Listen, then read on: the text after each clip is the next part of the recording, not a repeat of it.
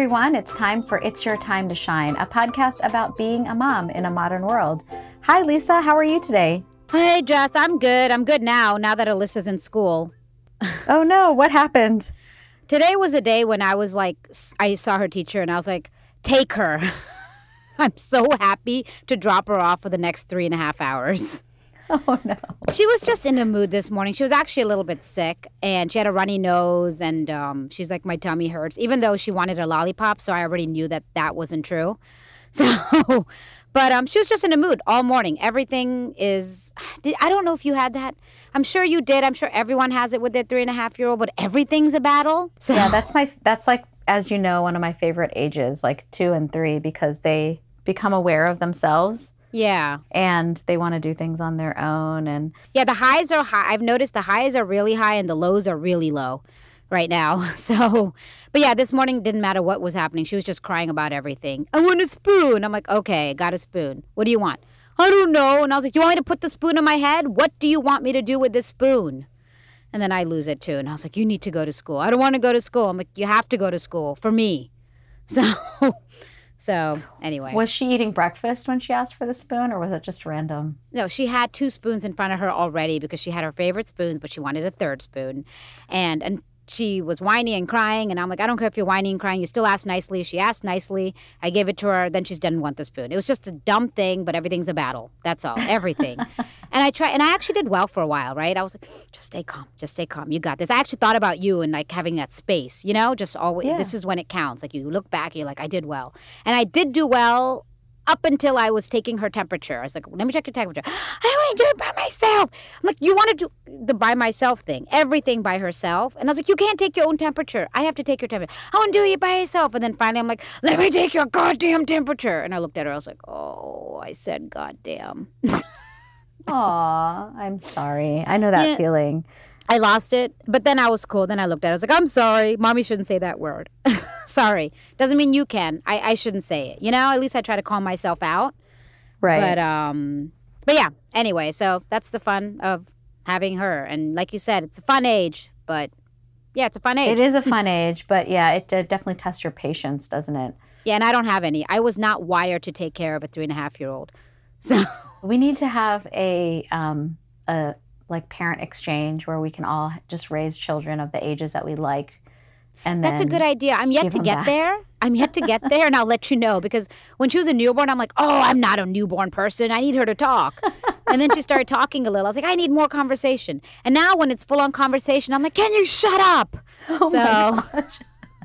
I'm still waiting. You're okay. So you were having a stressful mom moment. Yes. I don't think we're not going to like let our listeners like write you off as a mom that doesn't want to be a mom just yet, because No. I've seen you at your best. Yeah. Wait another few years before you write me off. Yeah. Let's see how I deal with a teenager first. See, I feel like I'm going to be good with a teenager. I'm sure I'm going to suck when it happens, but right now I feel like I'm going to be okay with a teenager. I probably not. This is just my sense of, I think I'm cooler than I am.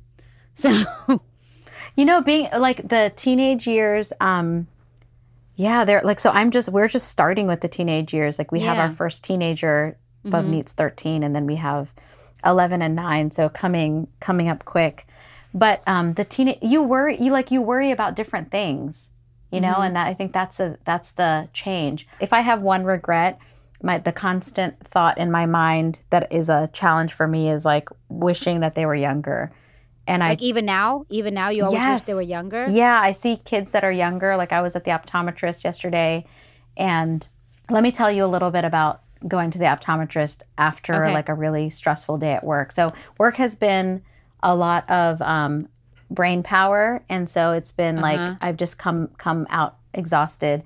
And then Padam's been traveling a lot, so I pick up the girls and then I go rush home, let the dog out, pick Amrik up, rush to the optometrist, where they're like, oh, your appointment was at 4. And I'm like, no, I have your email right here. It was at 4:30. And they were like, oh, okay, it's fine. We can still see them. But every person that called us, like the person who takes insurance, the person who like does the medical history change, the person who does the exam, every person felt the need to tell me that my appointment was at 4.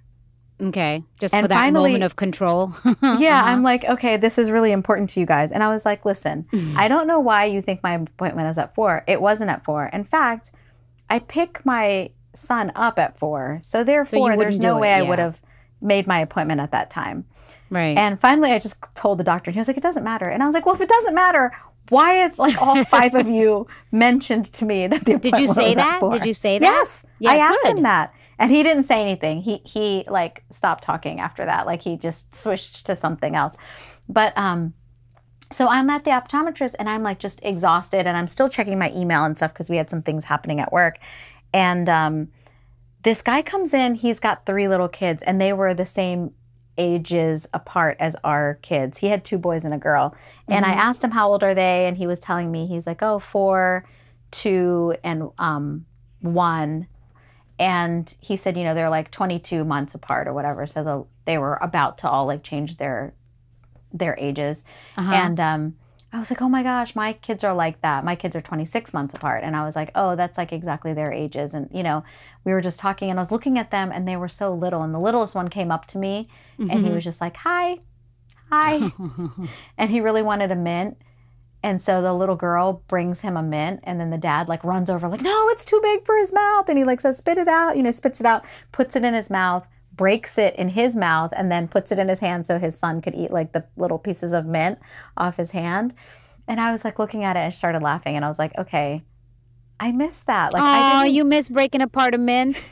Yeah, I do. Oh, it's the little things. Oh, no, but that helps me because today I've been so whatever. But yeah, I guess to enjoy those times because they're not going to be that little forever. It's hard to enjoy them when you're in the moment because I was like him. I had these 3 kids that were just, they have a mind of their own and they're doing all these different things. So like when Allie was the age that you're describing right now, I was pregnant and I had a 1.5-year-old. Oh, Jesus. I know. It's like bad life choices, really. Like I have to live with that. But when they do the biopic on me, I'm sure like all the Twitter people who are watching on Twitter will be like, well, who told her to get pregnant? So like every other year. Yeah. That's your choice. I know. But like when people say enjoy to me, I always hear that and I'm like, no, you're right. But seriously, I mean, I get the advice. It's all comes from a good place. Right. But it's really hard to actively be like, oh my God, my child is right now being very difficult and blah, blah, blah. Hey, tap, tap, tap.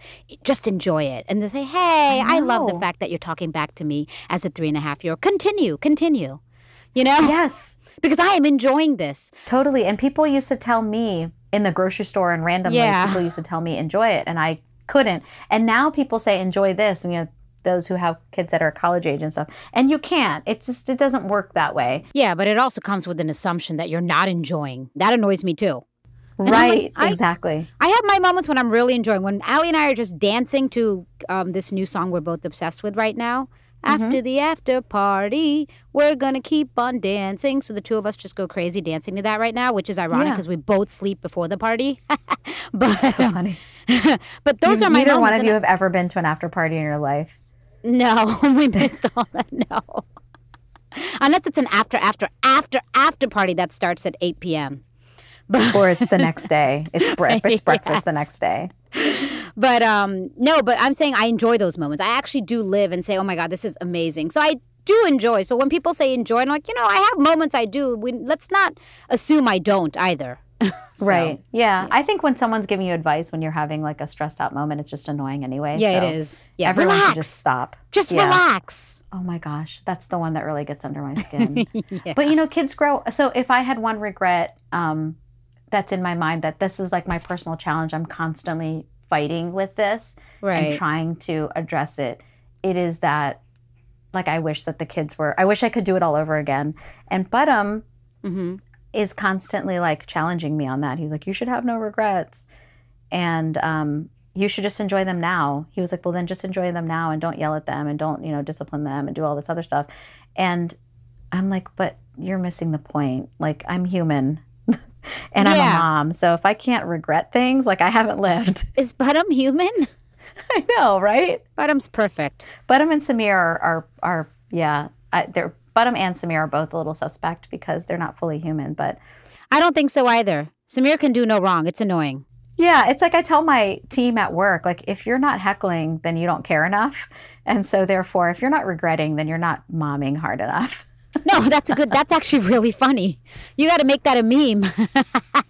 If you're not regretting, then you're not momming hard enough. That's good. Yeah. That's awesome. I feel so much better because I subscribe to that every second. Yes, totally. So one thing though that I have been thinking about, and like it changes, as your kids get older, is understanding how much like society has an influence on your kids. And so Bhavneet asked me last week if she could get an Instagram, and I was like, okay, I'll think about it. And Instagram actually is like the social media platform that I like the most, and I probably am on the most because it's just pictures, and I feel like it's not pretentious, it's not as contrived. Right. But there is like access to so much information on any social media platform, and I worry about that. And I just worry about like the image that children are creating for themselves and how we judge ourselves based on how we judge others, and comparison and that kind of thing. Right. So that's really tough as your kids get older. Like we don't know. Yeah, I can imagine. Yeah, we don't know how things shape or affect them, right? And then hearing about something that really like deeply disturbed me 2 days ago was the story about the doctor for the gymnasts that was abusing them. Yeah, all the stories are just horrific these days, but that one too, the kids, I mean the gymnasts, the young girls. Yeah, they're a doctor. Starting at like he was starting at like age 13 and he was a doctor, and I told Bhavneet about it because she was saying like, would you ever let me study abroad? And I said, oh, I don't know. And I said, you know what, I was just reading, and I was telling her a little bit. I didn't tell her any of the graphic information about it, but I did mention to her, I was like, this doctor, he was like doing therapy and massaging them, and he touched them inappropriately. And she was like, oh my gosh. And she said to me, she said, oh, if it was a coach or something, I'd believe it, but I can't believe it's a doctor. And so I thought, oh wow, this child is expressing something that we all kind of feel. Like a doctor, you really have like a heightened sense of trust and ethics, right, for them. Wow. No, it is scary, everything we're hearing in the news. I mean, it's really sad that no one does not have a Me Too story. Everyone does. Every girl has a Me Too story. That's right. So we're starting to, I mean, I love the fact that everyone is coming out. Samir and I were talking today about that. And I was like, there's so many men out there who like would have said something inappropriate or done. And now they're like, whoa, I better not. Culture's changed, Whatever ignorant thing comes out of their head. But it is going to stop. There is change. There will be change. So that's a good thing. But it's scary to let your kids out into this world of like basically male dominance. Totally. For the longest time. I just read an article a few days ago about, I didn't know this, that not even 40 years ago, because in 1977 is when women were allowed to go to Ivy League schools. Women could not go to Harvard till 1977. That to me is crazy. That's just 40 years ago.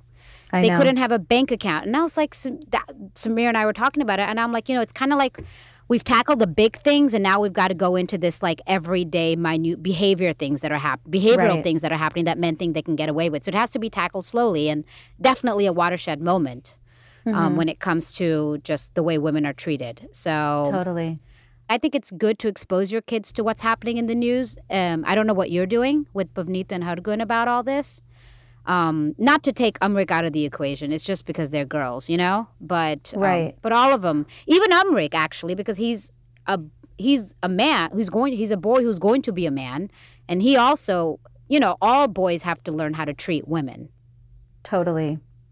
And the Kevin Spacey story is a reminder that even boys need to be aware of their surroundings and of their personal space. Oh, I know. Yes. What are you doing? Are you exposing them to the news, or are you about this? Are you talking to them about it? I ask you because I wonder what I would do if my kid's older. I actually do a little bit. I mean, Allie's watching Megyn Kelly. I do not like Megyn Kelly, but she's on at 9 and I'm free at 9. So, and she's also has good guests. She actually had one of the gymnasts on 2-3 days ago, and I started crying because she was just she had so much passion and anger in her voice, and yet very like, no, you cannot allow anyone to treat you that way, and I'm going to make sure of it. So I really admired her courage. Yeah. And I'm crying, and Allie's watching me crying. I'm okay with that. And I'm like, Allie, it's just how I explained to her in her, the best of my ability what's happening. Right. So I don't, right or wrong, that's what I'm doing. Yeah. I think having the conversation is good. I don't want to expose my children to too much like graphic detail because I don't want them to know too much. Like I just don't. I don't feel comfortable with them thinking about and reliving or imagining like rape and abuse and predatory behavior. But I do so always have talked to our kids about like privacy and private parts and who can see and touch what. But the conversation is a little easier when your child's older because you can say like, hey, these things are inappropriate in your, private space, and they understand a little bit more of the context. We haven't talked too much about the things that have been happening in the news specifically, other than I did tell her about that gymnast one because she caught me in that moment when I was reading the article. But I think that a big part of knowing what is right and what's wrong is like really being aware of yourself and your own body and what's normal and what's healthy in relationships and power and control, because I think a lot of these, like the Roy Moore cases, they were young children and they didn't know what was appropriate, what was inappropriate, and they were scared. And so how we view ourselves is really important from that context too, right? Like if we feel that we have power or if we understand when we can say no and when we can speak up. I think a lot of that plays into it. With the Me Too thing, remember when that was going around on Facebook a little while ago? Yeah. I never wrote Me Too because... Yeah, I wrote one personally just for me. Yes. But I didn't post it. Right, but I mean, the truth is like I, knock on wood, haven't had like that aggressive, clearly manipulative sexual abuse experience, but what we all have had as women, like all women have some low-level manipulation, some level of like pressure from a physical, mental, emotional perspective, some type of influencing, and it's so normal for us. Like when you and I were in college and we walked home from a late class or walked back to our cars from a late class, we had to watch our back. We had to find somebody to walk with. Right. We had to go the lighted path. And so that could even be a Me Too moment, right? Because you were in these situations, but that's the norm for us. It's hard to even know. It's like saying to someone who's not a white male, have you ever had to be aware of your color, your gender, or your sexual preference, or the way you dress? Well, yeah, every single day of my life, Yeah, and that is a measurement. That is a measurement of Me Too right there, because you have a feeling you have to do something that others, especially the white Caucasian, doesn't have to do or think about. Yeah. So yeah. No, I think you're right. And I think what you were saying before about basically their own, what it boils down to with children is also just their own self-worth in the end. So totally. When they make a decision, we're not going to be there, but the best you can do as parents is give them the tools necessary so that they do have high self-worth. And they're like, oh, no, I'm not taking it. I agree with that. And then so like something that you and I personally know about is the idea of body image and having confidence in the way that you look. That's something that I think can really influence girls strongly at this age. Girls and boys, really. No, you're right. And I struggle with that. I really struggle with that because I have been a little bit. I've always been just self-conscious about my body. I learned it from my mom. She learned it from her mom. I want to break that cycle, but it's hard. I'm just trying to start with awareness and obviously not talking about it. Oh my God, I ate too much, or this has too many calories. I'm trying not to. Right. That's the best I can do right now. I don't know where, but I struggle with that because I myself haven't conquered it. My own self-image, body self-image. And all I can do is admit it, And it's tough when we are dealing with our own challenges because we inevitably do pass this on to our children, whether we want to or not. It just happens. Yeah. I was saying the other day to Samir, nothing makes you hit the accelerator on self-improvement than having a child. So I'm like, all right, I have a kid now. I better get good self-image now. If I want her to have good self-worth, Yeah, totally. And you want her to see herself as she is, which is a beautiful, intelligent, generous person. Yeah, exactly. What I'm trying to do now, though, is give myself props for the accomplishments, even though only I can measure them. So I used to like weigh myself every day and complain even if I gained a pound, or something like that, right? Used to being like 6 months ago. Yeah, So so what do you do now?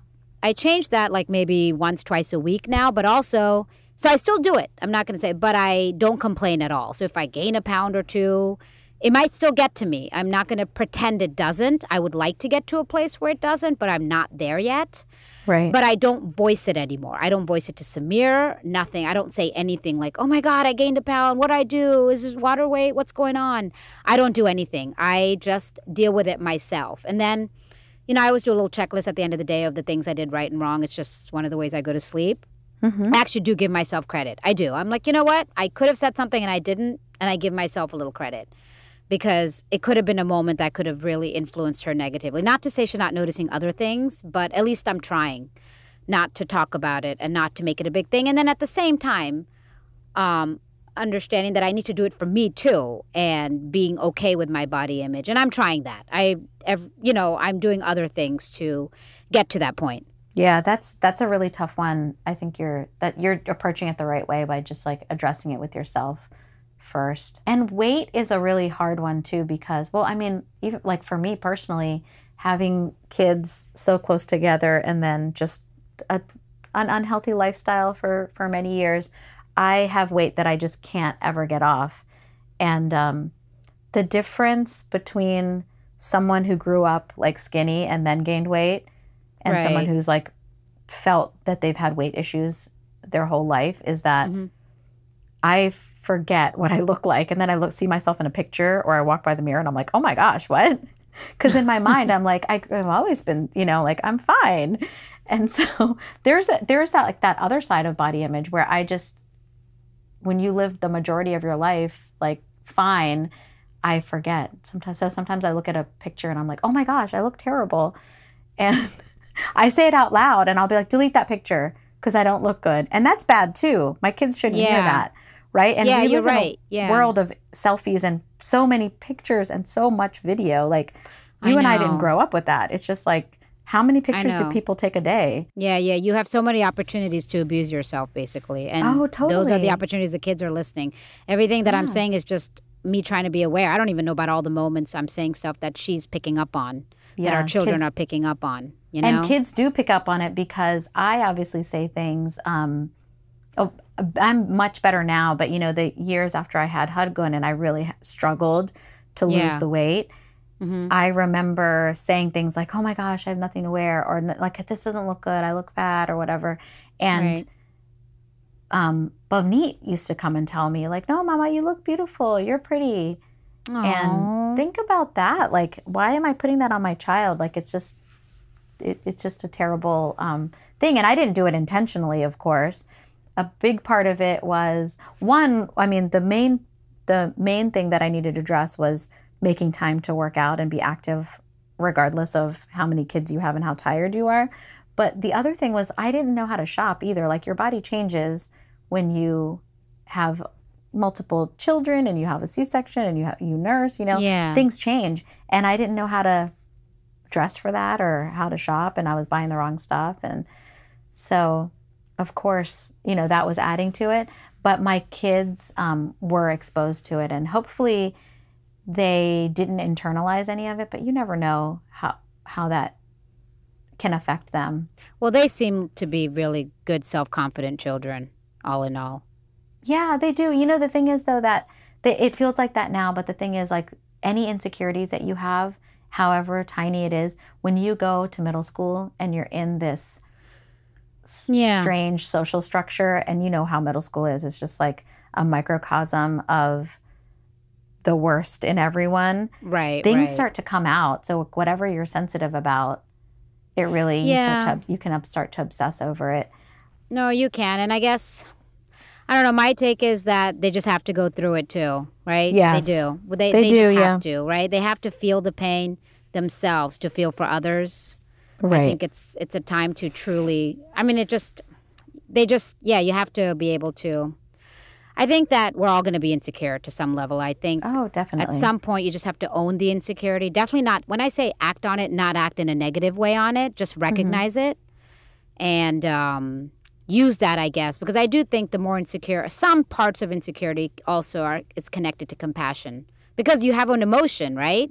So Yes. if you have that emotion, you know the negative feeling. So when someone else is feeling that way, you're like, oh my God, this is how they're feeling. So immediately there's a gauge for compassion. Oh, So- yeah. That's like a nice way of looking at it.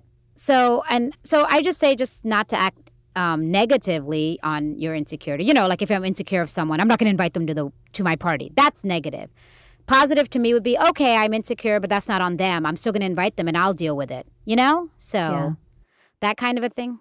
For our child, maybe it's like, it's not about them, it's about you. But if it makes you so uncomfortable that you can't enjoy yourself, then don't invite them.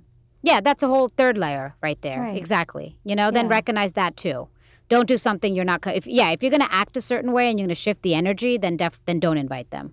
Right. So, Totally. but at least either way, all three tasks is a recognition of that insecurity. I think when people just don't recognize they're insecure at all and they think they're the most, that's when I'm like, that's trouble right there. You can't Yes. pretend to be or feel something you're not.